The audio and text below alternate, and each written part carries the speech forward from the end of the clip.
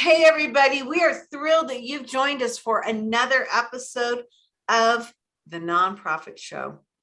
Welcome.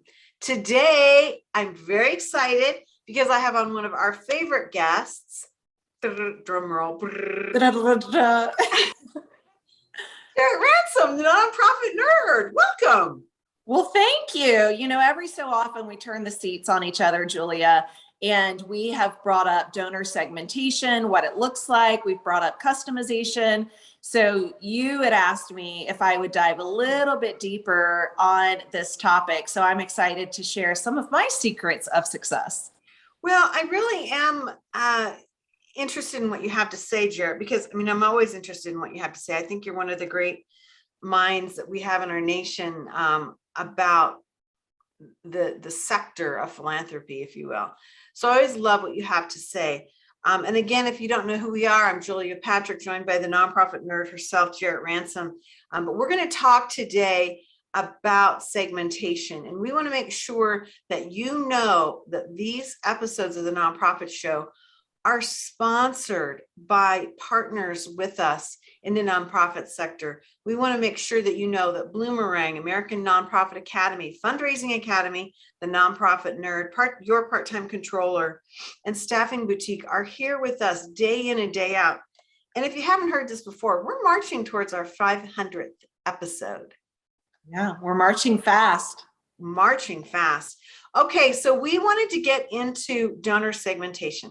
And the reason why I thought maybe we could have you on to talk about this is that we bandy this word about, and segmentation. And I don't know if we always know what that means. And I'm learning as we spend more time with a variety of nonprofit leaders across this nation, it means something different to everyone. And that's true. It's fascinating to me. It's like one of those things that we're all talking about, Jarrett, but I don't think we're sprechen the same lingity, as we like to say in my family. Right. And we could be segmenting, our constituency base differently, separately, just there's a lot of ways to slice and dice this. And so when I talk about donor segmentation, and this is, something I bring up in previous episodes, for me, what I'm referring to is literally classifying our constituencies on some type of characteristic. So the official term is we're going to put them in a bucket. Yes, you hear that all the time. We're going to put them in a bucket. I love that you have these different paint cans as a graphic on the image here in front of us. But really, that's exactly what it is. So we're taking a look at our donor database or our event attendees or our board members. You can segment just about anything. And so when you think about this, in particular for our donors, there's a lot of ways in the secrets of success that I like to share. But first and foremost, I think it's important to create a list of particular classifications, right? So we could do gender, we could do age, we could do by the date in which they gave to us, perhaps their anniversary date, perhaps they give to us monthly, and that's a whole nother segmentation. And I keep thinking, Julia, we had a fantastic guest on that talked about personalization and customization and how those two are different in and of themselves.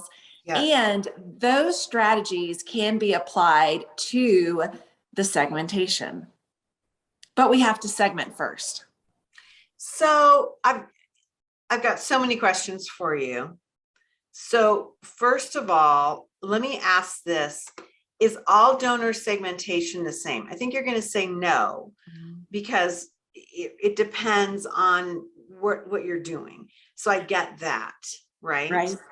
But then how fluid is this? So for example, we start our donor segmentation. Do we have to live with that forever, or can we add something? Because it's going to dilute how our metrics are working, right? Great question. And so I do think that it should be fluid in some way, shape, or form. Now, we don't want to change it every month. We don't want to consistently change our segmentation, as we go. But there could be some crossover segmentation. So for Okay. instance, right, if you have an event and this donor or supporter or individual in your database is segmented then or classified as having attended that event, you will know to send a follow-up email to this individual specific to that event.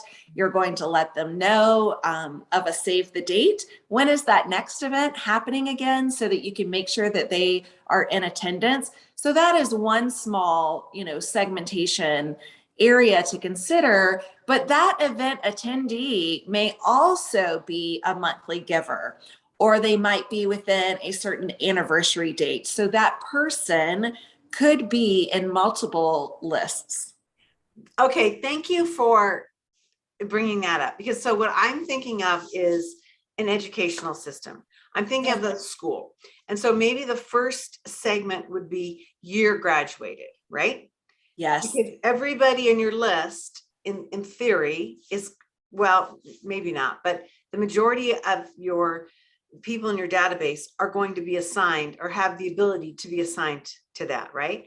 And then another category could be, are they donors? And then within that, are they monthly givers? Have they given to endowment?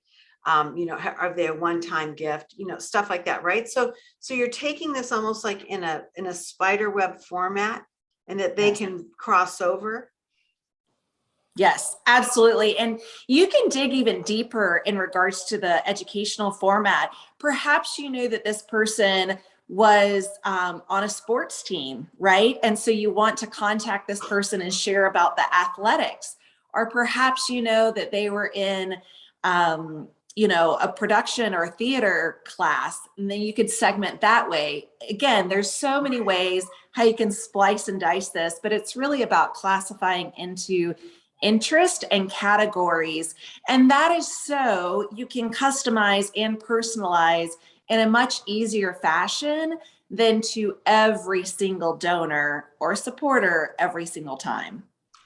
Okay, so that is a little bit of a hair on fire moment for me, because Yay! I know, which is always a good thing. Yes. So you've got this school and you have your alums, and you're trying to determine, what buckets they're going to fit in. Mm-hmm. Can you get too many segments?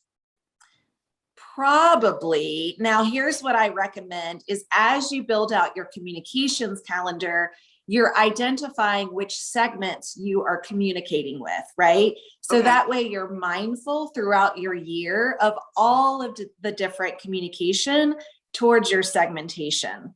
So for instance, I just helped an organization separate a list of individuals that had not given a gift. So they're in the donor database as someone of interest, but has yet to give a gift.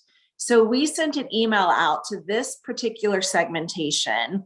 We customized and personalized the email based off of their name and where they came into the organization. So again, an event. Our ask to them was to make a $5 donation, because our goal was to move them from a 0 to a 5, right? But we would not send a $5 donation request to someone that's a major donor, because that would be a moot point. We would be going down the ladder. If we're playing chutes and ladder, actually we would just slide right down that slide. So we did not send out an email to the larger donors. Okay, so then so I have so many questions. So let's ask them. I'm in the hot seat. You are, sister. Okay, so let's go back to the school model. Okay.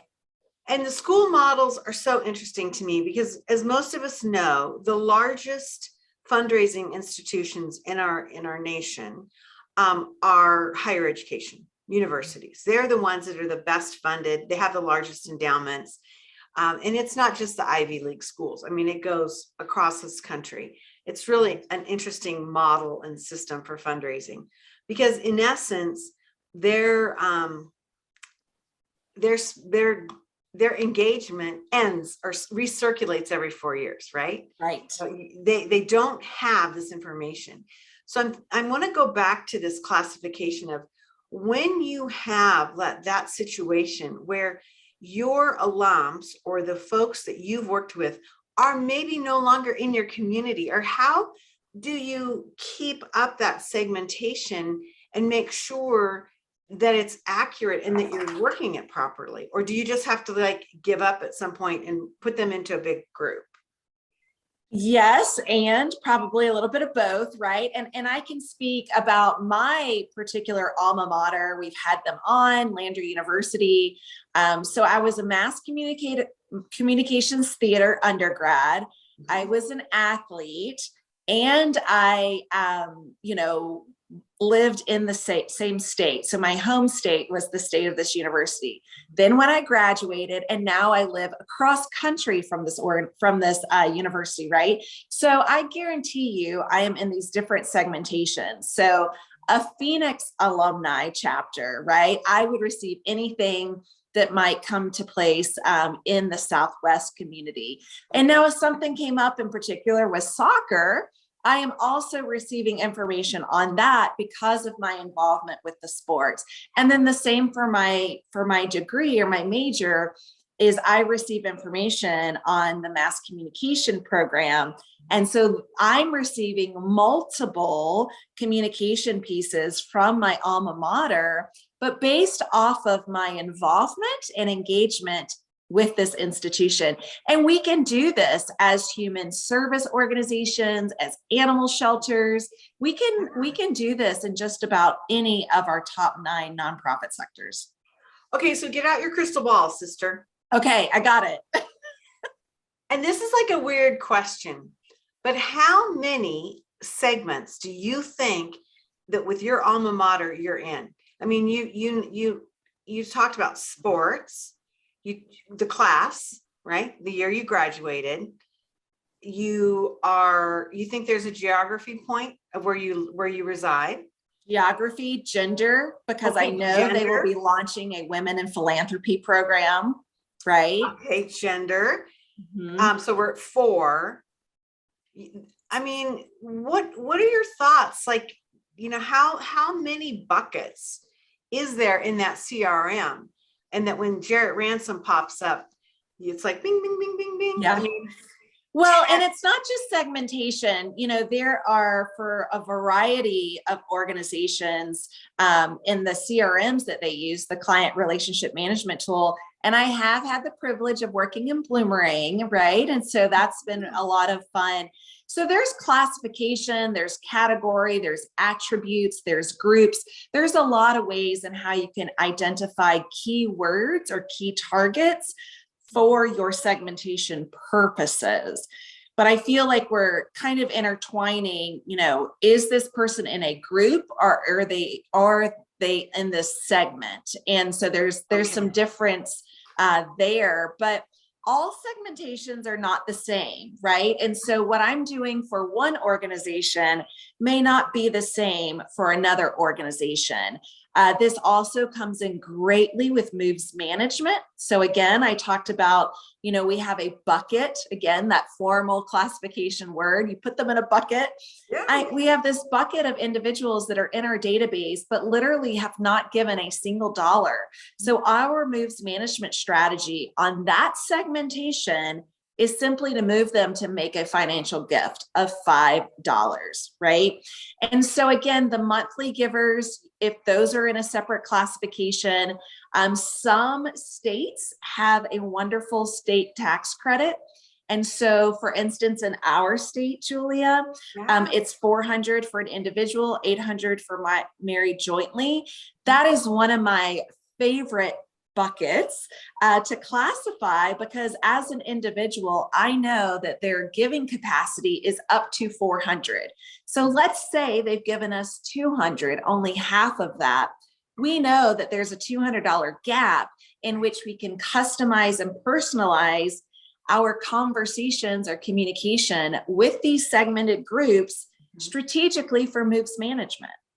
I could nerd out about this forever, but Wow. Again, every organization is different. It depends on what are your goals, what are your motivation points for your customers or your constituents. And there's so many ways in how you can create and utilize segmentation.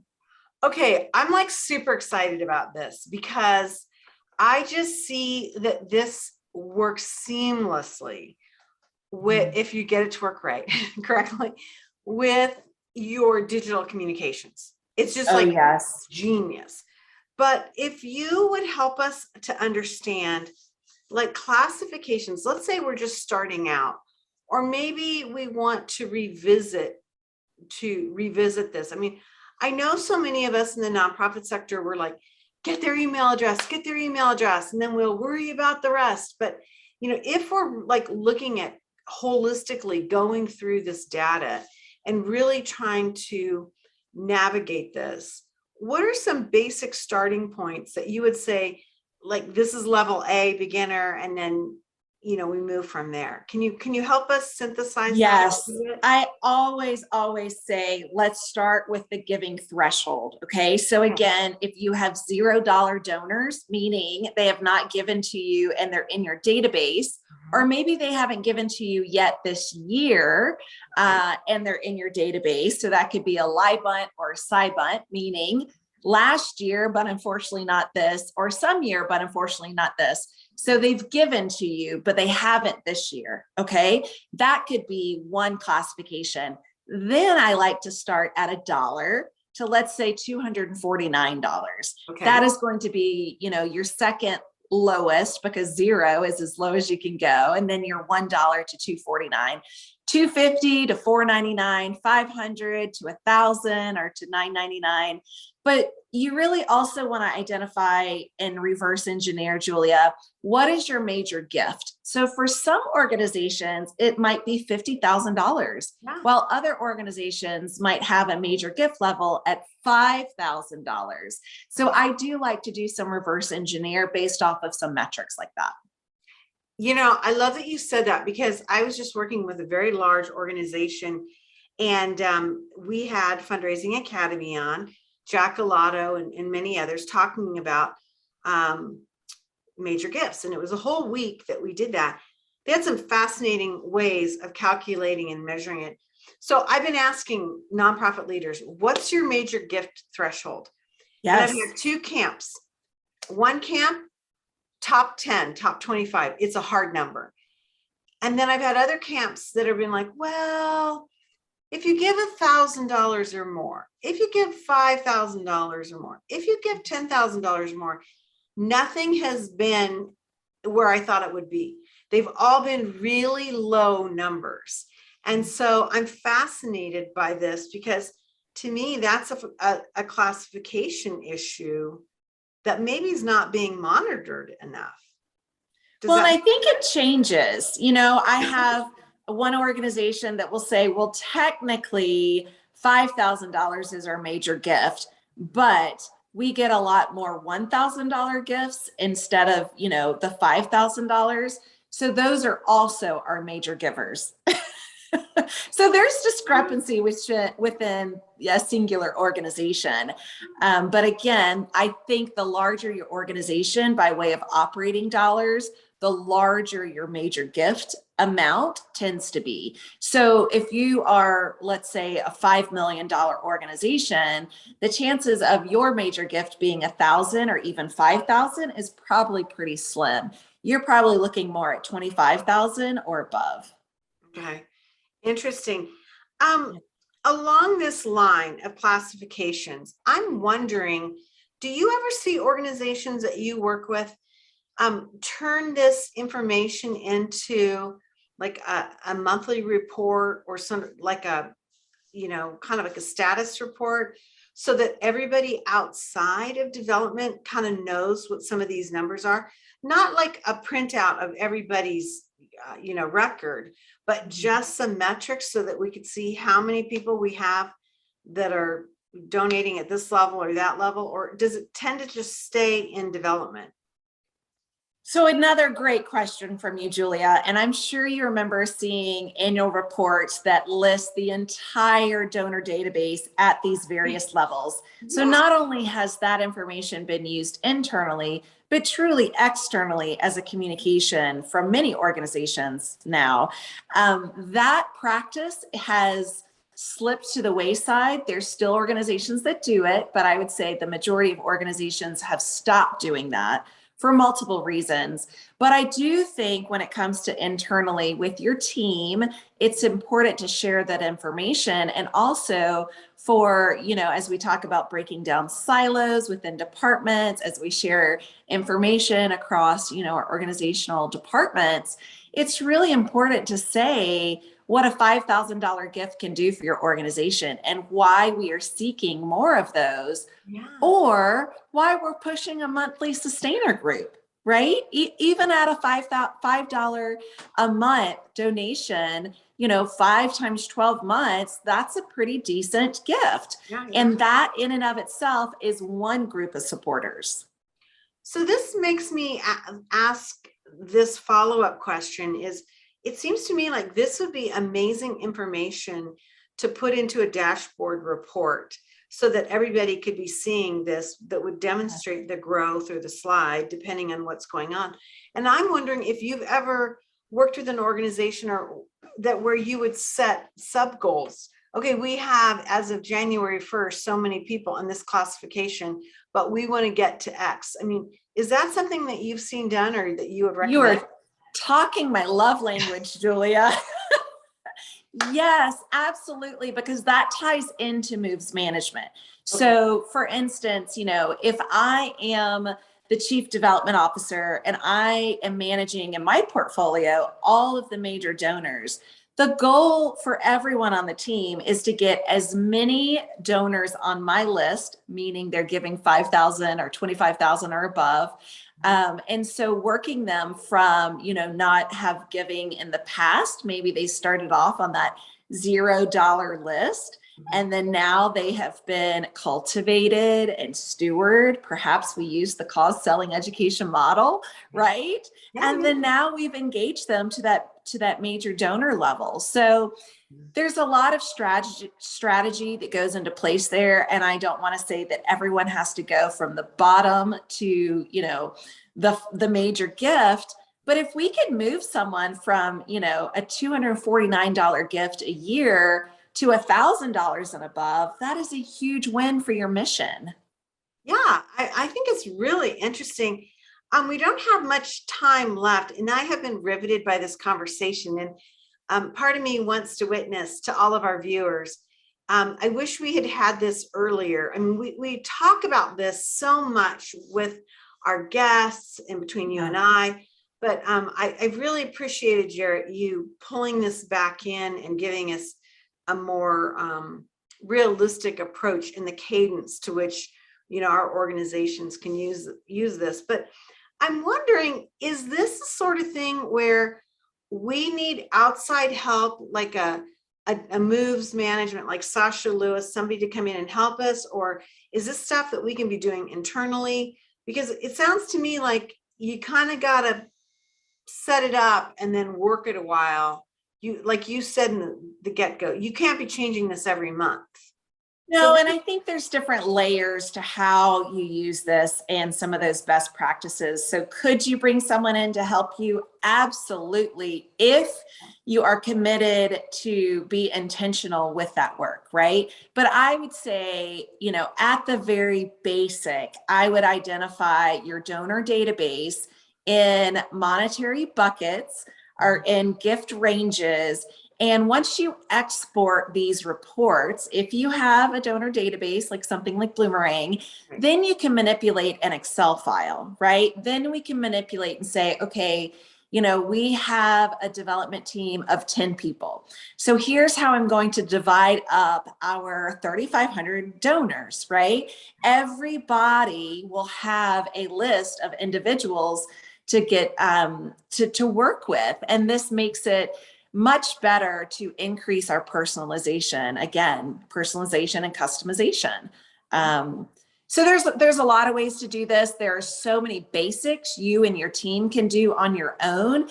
And then when you're ready to level up to that next step and you're ready to truly be intentional on working that strategy, you might want to bring someone in to help at that next strategic level. So what I hear you saying is you kind of got to get in the rhythm and the discipline of thinking this way and working it, and then work towards the refinement I versus like think so. starting out and it's like totally, Yeah. totally in there, because this is only as good as your information, right? Garbage in, garbage out. If you're not, Absolutely. Yeah. right? And so I took the Fundraising Academy cost selling model and I put it into a donor database. And so each person in this portfolio on the constituency list now is at one of those 3 phases for cause selling. So there's so many ways. Yeah, there's so many ways you can utilize this. Okay, second hair on fire moment of the day. Brilliant. Yeah. And I'm sorry, Bloomerang, it was a competitor CRM, but the point is you can do this, you can engage this, and you can customize your donor databases so that you can include these moves management and segmentation tactics. Wow. Well, this is amazing. I mean, there's a reason why we call you Jarrett Ransom, the nonprofit nerd. I mean, I always say this to you, and I don't probably say this enough publicly, but you really are the nonprofit nerd. I know you're my nonprofit nerd and the nonprofit nerd. I mean, to be sharing your knowledge like this, it's really cool. And Thank you. it's just such a powerful way to be thinking about our organizations. And I can see, Jarrett, to your point, it's a discipline. It is, and it takes some work, and especially if it's a new change, that in and of itself brings some unfamiliarity. But for me, it is so much fun because it gamifies the development, donors. Yeah. And yeah, I can totally see it. And I can see the value in really creating that dashboard or that methodology so that you can track what's going on, because if you don't know where you're going or what the journey is, it's a big issue. Well, Jarrett Ransom, you're a rock star. Thank you so much. If this is an episode that you've been watching us live and you feel like you might want to share this with your team or go back and access some of these talking points that Jarrett had with us, check us out. We are on Roku. We're on YouTube. We're on Amazon Fire TV and Vimeo. Jarrett always likes to say that, you can speak into your smart remote and we're damn near going to be sitting on the sofa with you because we'll pop up on the screen. Yeah, I think that's our next, update. So our software update will allow that. Let me tell you, I have to watch, I don't have to, but I do. I watch these episodes pretty much every night on our big screen TV to learn and to refine and to see what's going on. And it's a bit jarring to see, us on the big screen, but nonetheless, you can see it. Again, we want to thank all of our sponsors who are with us in this amazing conversation: Bloomerang American Nonprofit Academy, Fundraising Academy, the Nonprofit Nerd, Your Part-Time Controller, and Staffing Boutique. These folks are with us day in and day out, and it's really been a pleasure to work with them and to get to know them, because so many of the products and the services they sell dovetail to what it is we talk about here on the show. And so something that just has really been a blessing in our lives and having us afford the opportunity to work with our viewers every day. Jarrett, you've really given me a lot to think about. And I love how logical and natural it is, but that it is a practice. It is a practice, absolutely. But it should help to elevate your development initiatives. And again, the whole point is the more money we are able to bring in, the better we're able to support our community. So bringing a profit to your nonprofit is really important. It is. I love it. Wow. Well, you know what, my friend, this has been great. Again, you've given me so much to think about, as you always do. And I want to say thank you, thank you, thank you for sharing your time and your talent with us. We like to end every day with this mantra, if you will. Stay well so you can do well. We'll see you back here tomorrow, everyone.